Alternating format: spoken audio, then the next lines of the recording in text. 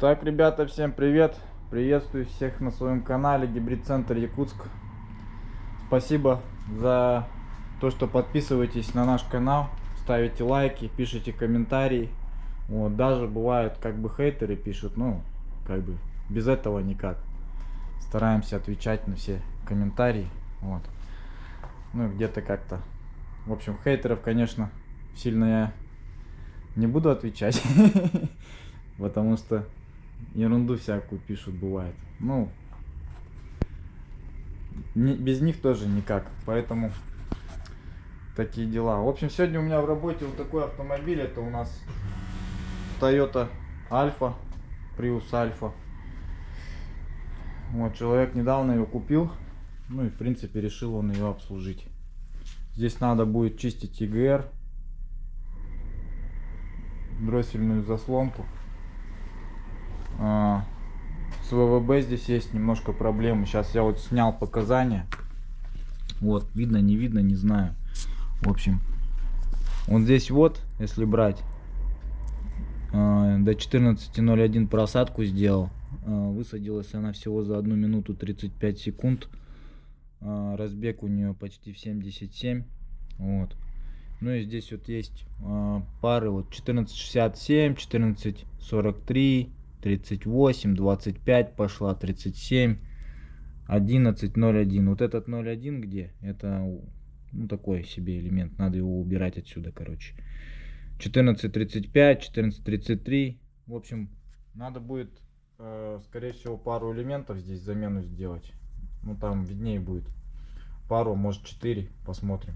Ну и балансировку батарейки надо будет сделать, заново ее сбалансировать. Ну и так, в принципе, все должно работать.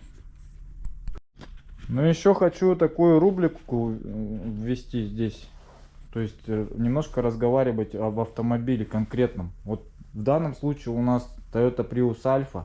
Какие у нее есть болячки, что с ними надо делать, ну и вообще что это за автомобиль такой. Автомобиль этот построен на базе Prius 30, как и в принципе другие автомобили тойотовские. Вот здесь также стандартно стоит двигатель 2 ZRFXE. Вот. Также все у него электронная дроссельная заслонка, инвертор точно такой же в принципе как Prius 30, но инвертора у них у всех разные в принципе. Они были там несколько вариаций сделаны, то есть может инвертор на какую-то определенную машину не пойти, потому что есть рестайлы, есть до рестайлы, после рестайлы, есть у них усиленные инвертора. С Японии они шли специально для тяговых приусов, были такие инвертора, поэтому они все по номерам идут, и если сломался инвертор, то ставить здесь надо будет именно номер в номер, либо ну что-то подобное, хотя бы чтобы похожее было. Также у этих болезней, ну, у них есть болезни у этих автомобилей, это демпферный диск. Очень часто он начинает греметь, вот, и в принципе он идет под замену. Демпфера разбиваются, ну, и его надо менять. Также у этих автомобилей есть болезнь, но эта болезнь связана в основном с тем, что не обслуживается автомобиль именно по тормозной системе. Блоки АБС никогда не меняют жидкость тормозную, поэтому вылетает гидробустер. Гидробустер стоит очень таких нормальных денег, поэтому у кого автомобили уже 13-х годов, 12-х годов, такие старенькие, явно там никто не менял тормозную жидкость, приезжайте, будем вам делать замену тормозной жидкости с полной прокачкой, промывкой бачков. Вот, это необходимо делать. Также многие, я заметил, что не меняют свечи прямо с завода. Машины 12-х годов, 13-х годов свечки никто не меняет. Выкручиваешь свечу, там стоит оригинальная свечка, денцовская. Ну, уже зазор уходит. Ну и все, и она начинает жрать, в принципе. Но у нас ездят все до последнего, пока один из цилиндров не перестанет вообще работать. Вот. И на свечки никто не обращает внимания, все на них забивают. Так, что еще есть? Есть у нас проблема у этих автомобилей, у всех тойотовских, с батарейкой. Это у них основная головная боль, так как в принципе они построены все на элементах металлгидридного, которые имеют очень маленький ресурс. Ресурс этих элементов 180-220 тысяч километров, 220 максимально. Вот. Ну и как бы с завода, кто не менял, не ремонтировал батарейку, тоже будет такая проблема. Поэтому при покупке такого автомобиля надо всегда ехать на диагностику. Что еще можно рассказать про этот автомобиль? Да, двигатель довольно-таки капризный в плане коксовки. Он очень сильно, серьезно коксуется. Это зависит от того, какой вы бензин используете, какой нам на заправке бензин льют, присадки какие нам добавляют. Вот. Присадки бывают разные, то есть бывает переборщают с ними, бывает не в той пропорции их сюда, ну, на заправку заливают. Бывает, что просто грязный бензин, одна корова с верхнего уровня забрала, другая приезжает снизу забирает, то есть весь осадок, вся грязь полетела в заправочной станции. Приезжаете, заправляете такой бензин, то есть засор идет и форсунок, и там уже и коксуется из-за этого тоже. Короче, много нюансов и факторов, которые влияют на коксовку двигателя. Ну, в основном это плохое масло, некачественное, и перекатка егошняя, то есть кто перекатывает масло. На масле можно в принципе ездить на любом, но не более 5000 километров. Вот, это вообще в целом. А так вообще у нас Якутия, здесь надо учитывать еще и моточасы. У нас автомобили больше калматят на улице, чем они ездят, поэтому моточасов бывает больше, чем автомобиль просто ходит. Это очень-очень сильно влияет на коксовку двигателя. Двигатель коксуется не на больших оборотах, а именно на малых оборотах, когда он просто калматит. Вот. Потому что в системе, масляной системе, она не успевает промывать ту грязь в двигателе, которая на малых оборотах. Ей нужны большие обороты и хорошая температура. Тогда как бы и движок моется лучше. А когда двигатель все время в холодном режиме работает, в принципе, на малых оборотах, у него и масло плохое, оно не справляется со своими моющими средствами, оно как бы из-за этого и коксуется двигатель. Вот такие болезни приусов 30-х, приусов альфы. В принципе, все болячки практически я пояснил. По электронике у них есть болячка с шлейфом, с РС, постоянно он у них, ну, либо когда ходовку делают, ходовики его рвут, либо сами рвут, лезут что-нибудь сюда не так. То есть очень часто сами лезут, не отключают клемму аккумулятора. Из-за этого как бы сгорает этот шлейф. Тут вот есть кольцо с РС, оно рвется, ну или там горит какой-то маленький там транзистор, резистор, и все, и как бы он выходит из строя. Из-за этого высвечиваются ошибки. Вот, ну как бы вот такие проблемы очень частые. АБС-ки часто рвут, что еще? А так автомобиль довольно-таки надежный. Все проблемы я егошние в принципе перечислил. Ну, если кто-то что-то я забыл, ребята подписчики, как бы пишите в комментарии, какие болезни еще приуса вы знаете.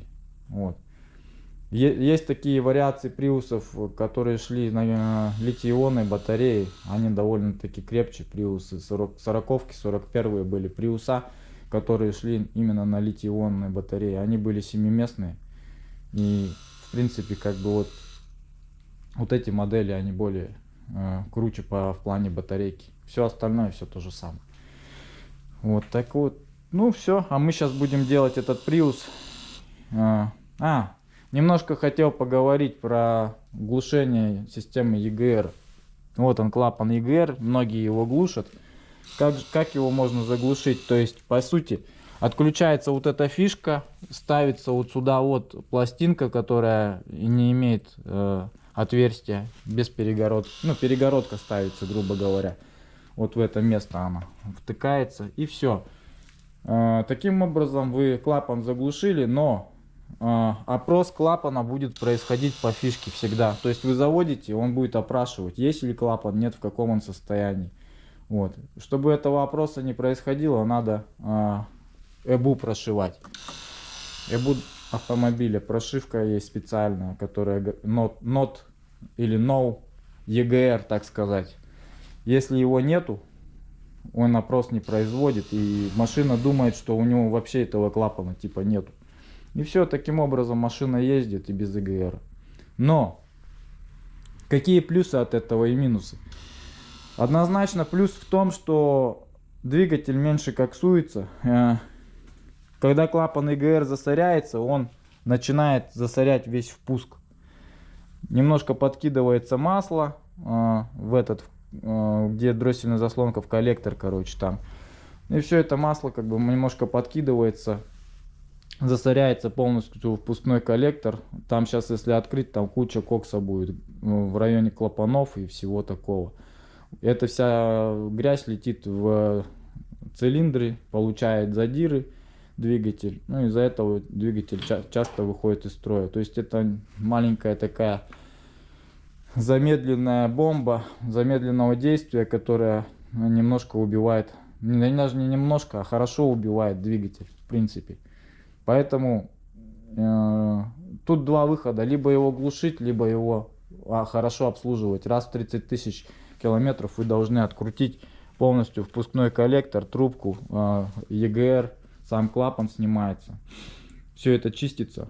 Чистится не какими-то там компрессорами. Там, ну, можно, конечно, на сухую его немножко почистить, но его все равно влажно надо убирать. То есть всю эту копоть, там, нагар, он убирается только с помощью азелита. Вот, только с помощью мощной химии, которым спасибо тому препарату азелиту, который сделали, который моют казаны.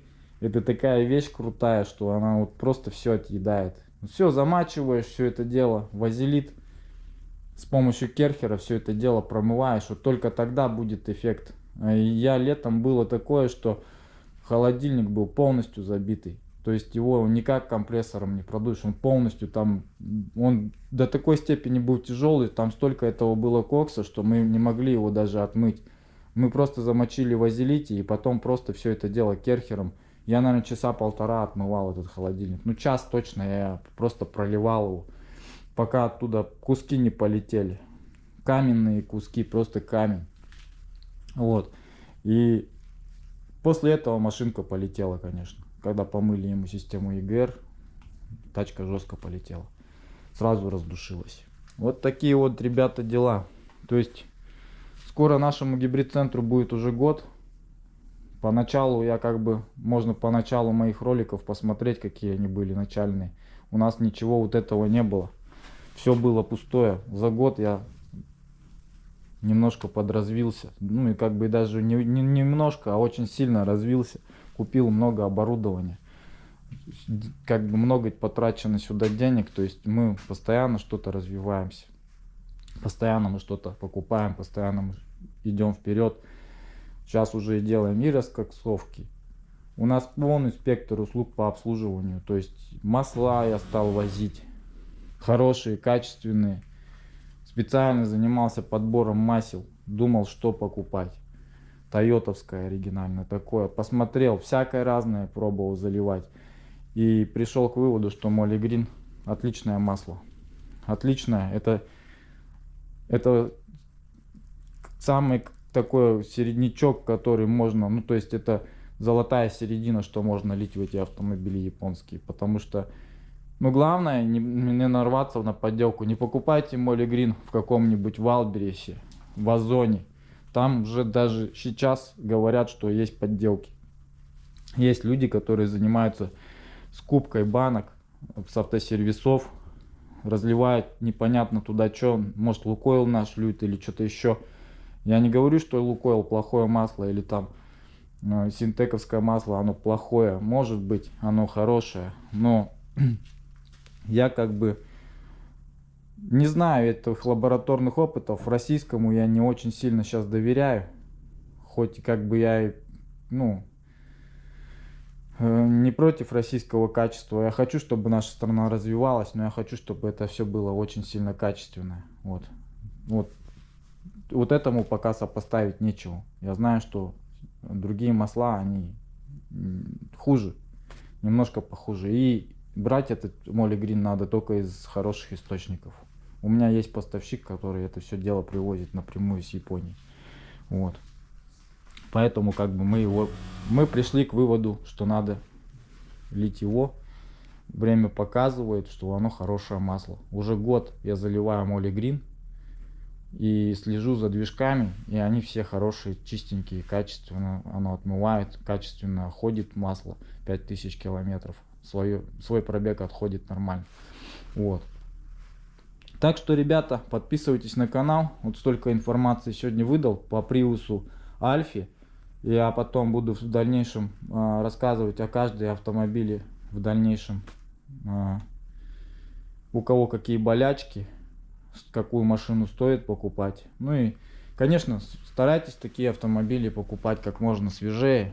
Если брать Prius, я считаю, что брать его надо только годов 14-13 в хорошем состоянии. Обязательно с диагностикой в таком центре, как мой. Вот. Надо проверять автомобиль перед покупкой, дабы не нарваться на плохую батарейку и на плохое состояние двигателя. Делайте всегда эндоскопию, не жалейте денег на эндоскопию. Стоит она там, грубо говоря, 2-3 тысячи рублей, смотря какой двигатель. Вот. Но зато вы узнаете состояние движка. Делайте диагностику батарейки перед покупкой автомобиля, вы узнаете состояние батарейки. Вот. И не покупайте кота в мешке, потом можно очень сильно пожалеть. Все, смотрите дальше наше видео по ремонту этого Prius. Over me and pull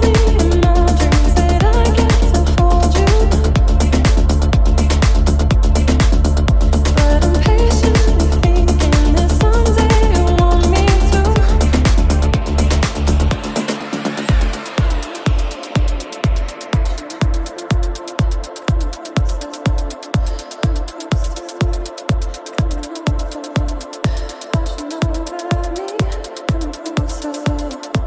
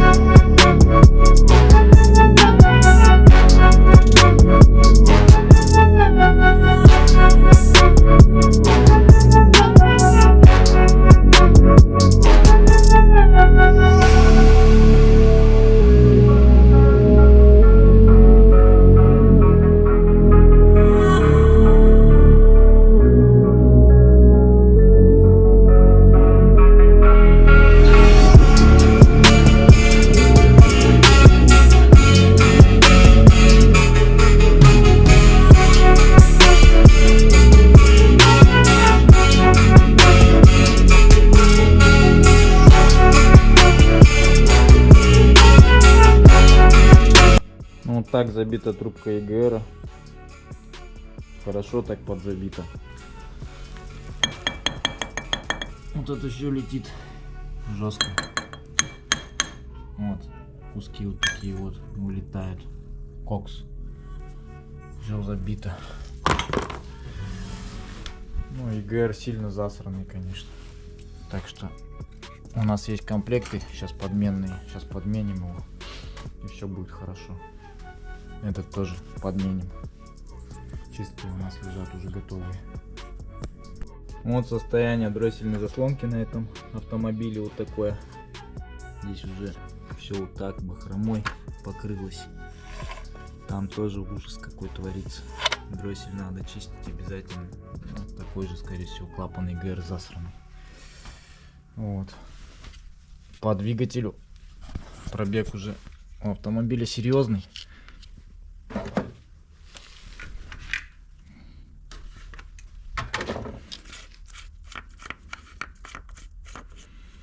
Масло заливают 5В30. Ну, залаченность присутствует немножко. Но, в принципе, ничего такого. Не сильно еще. Но начало. Масло, видать, то ли перекатывали, то ли не очень хорошего качества. Но сейчас свежее залито. Неизвестно что. Вот. Антифриз тут будем менять тоже. Антифриз залит минус 30. Ну, сейчас уже у нас морозов не будет, но все равно. Антифриз, видать, старый. Ну и на следующую зиму уже это будет плохо. Можно попасть. Либо заморозить инвертор, либо помпы накрыть. В общем, надо будет поменять, хороший антифриз залить. В принципе, все. Такие будут работы. Что касаемо самой Альфы, по интерьеру мне она очень нравится. Здесь очень удобно, много места, даже батарейку ремонтировать очень удобно. Вот так отодвинул сиденье. То есть это она по батарейке самая легкая. У нее достать батарейку легче всего на этом автомобиле, чем на других каких-то. Ну, на Акве тоже несложно. Но там все равно мне не нравится. Здесь вот она рядышком. Чека безопасности, вот она находится. Тоже отстегивается очень легко. Сюда, в бок и на себя. Все. Вот. Достаешь батарейку. Места очень много. Возить можно, даже холодильник какой-то перевести без проблем. Интерьер самой Альфы мне очень нравится тоже.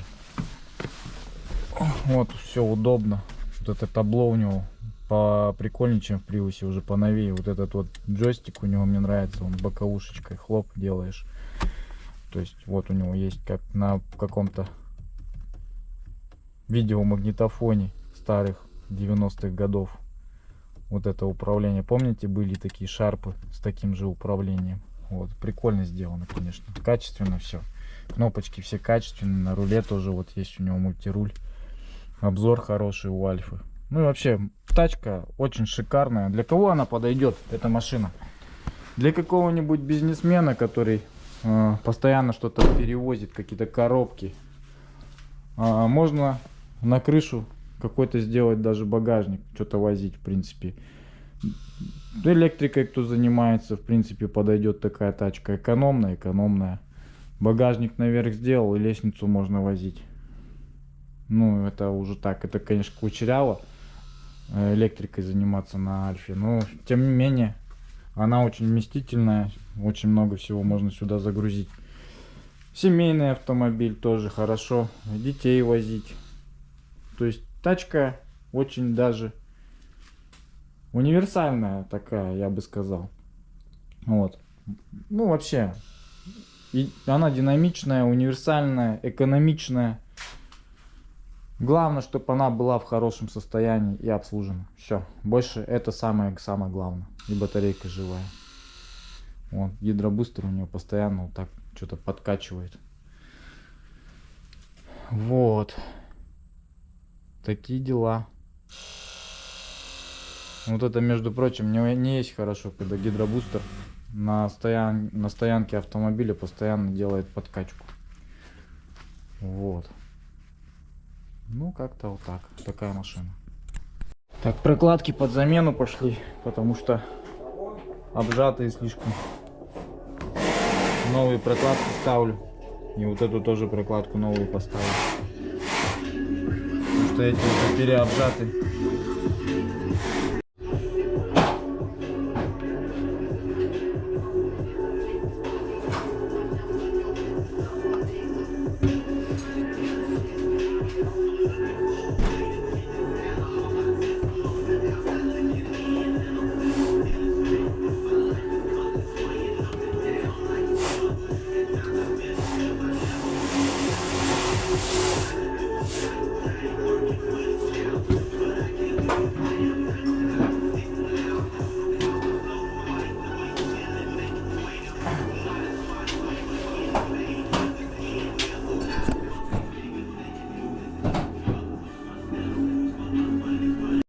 Что, идет у нас процесс проверки батарейки.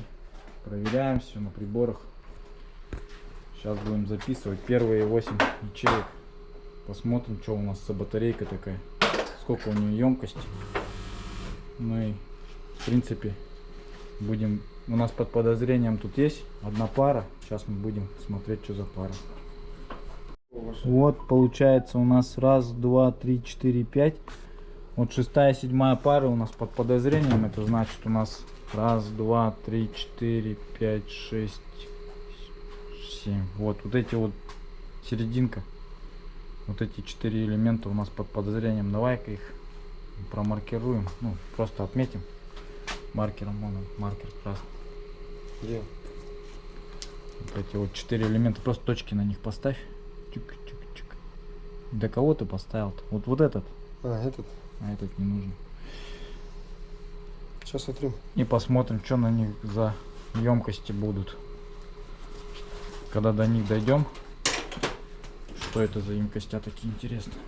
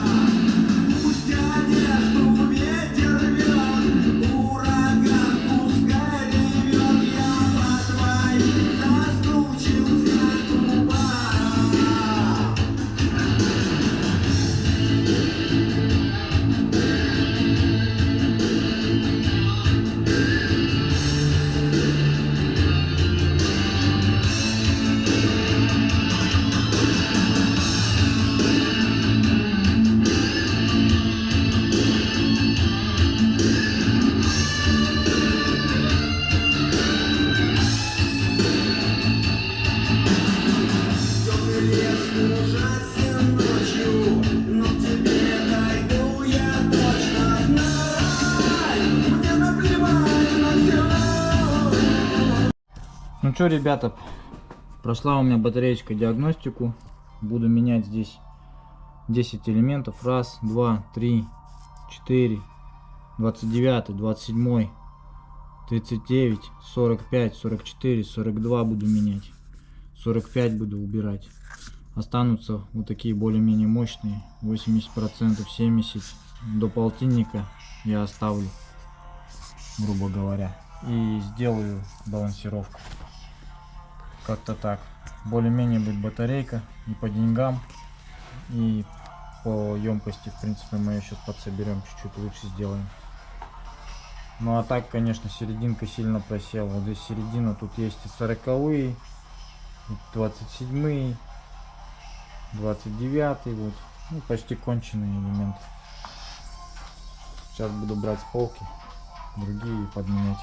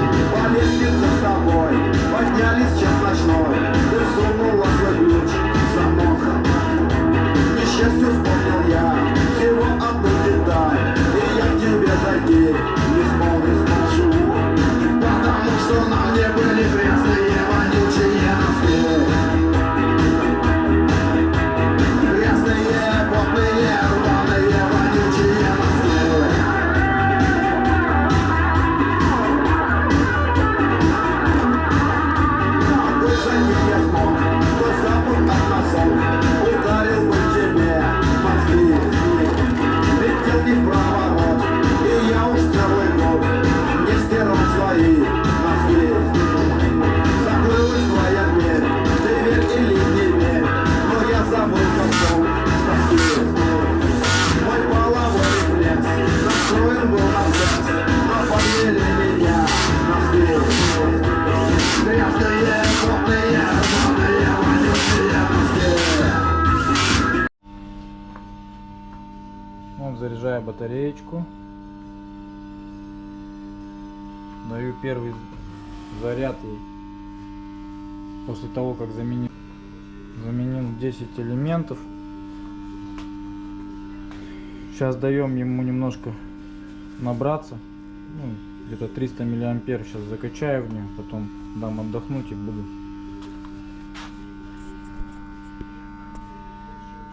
сливать, смотреть, как будет просадка у меня.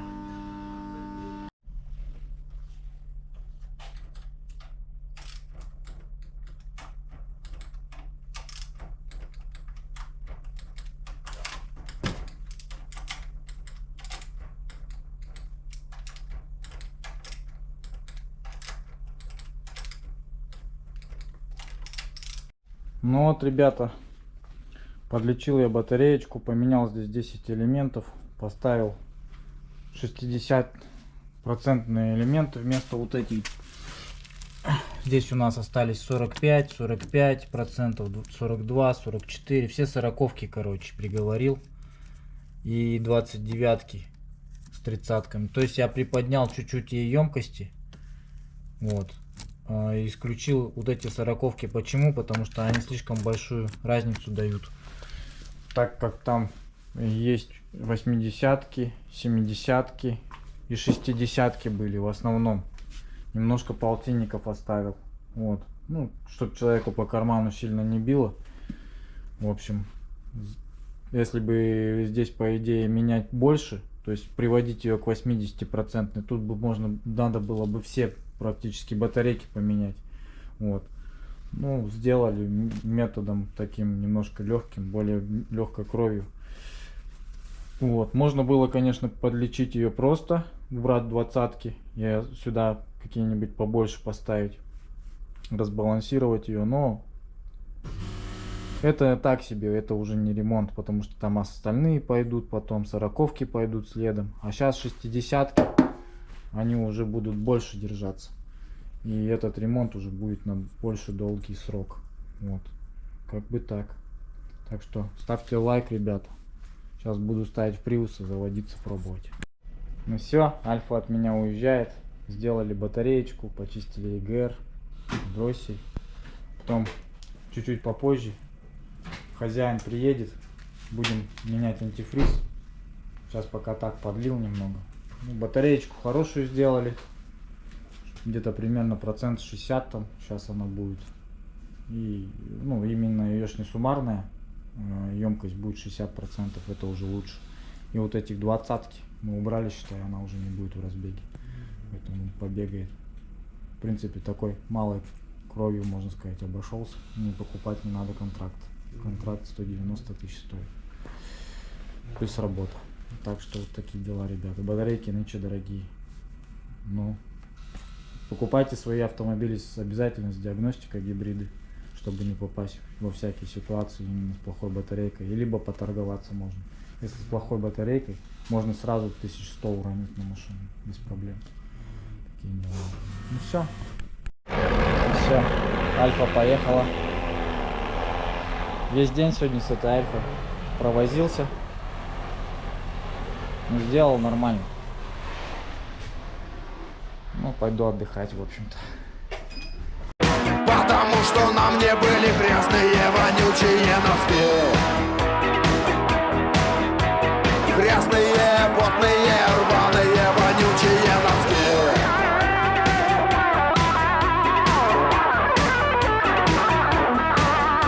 А коль затих я смог, то запах от носок ударил бы тебе мозги.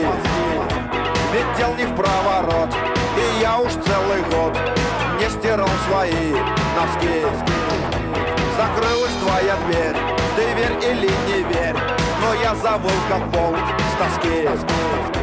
Мой половой рефлекс настроен был на секс, но подвели меня носки. Грязные, потные